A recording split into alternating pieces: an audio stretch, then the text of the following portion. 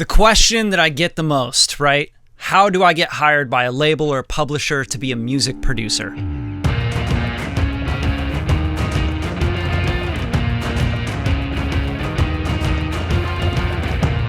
How do I get paid by a label, publisher to produce music? That's what I want to do. I want to be a music producer.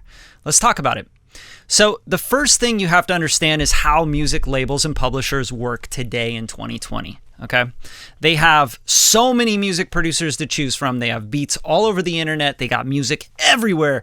And your first thing is like, dude, it's so oversaturated. Beats online are so oversaturated. I've heard it a million times. It's the worst argument I've ever heard in my life.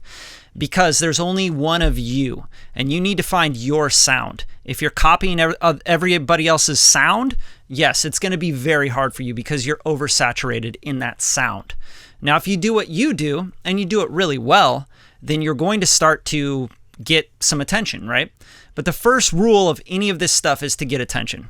Now, how are you going to get the attention of a publisher, of a record label, to want to produce for them? You're going to send them your very best work. A lot of the times you're going to find out right away, are you ready? Are you not ready? Right? The publisher may not even respond to you. The music house, the label, they may never get back to you. So the best way to get connected is through someone you already know. Okay? This is where collaboration comes in.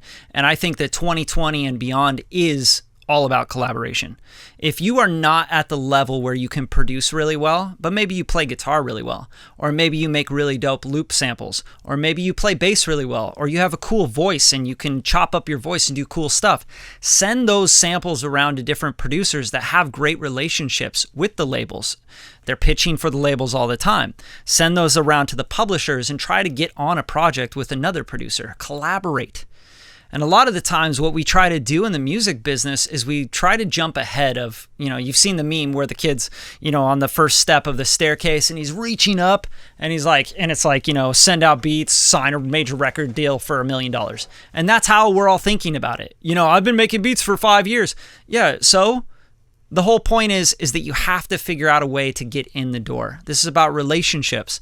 This is about serving someone very fast with high quality product over and over and over again.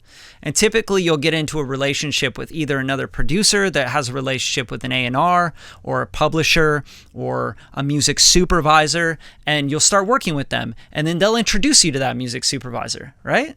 And then they'll introduce you to the publisher. They'll get you on the deal. You'll be signed on the contract. And then all of a sudden you're starting to get your foot in the door. You're starting to get some placements. You're starting to get some syncs, etc. So the biggest thing and the biggest tip I can give you around producing for publishers, major record labels, is to collaborate with those that already have the connections. If you're trying to build your own connections, I would say do it the same exact way.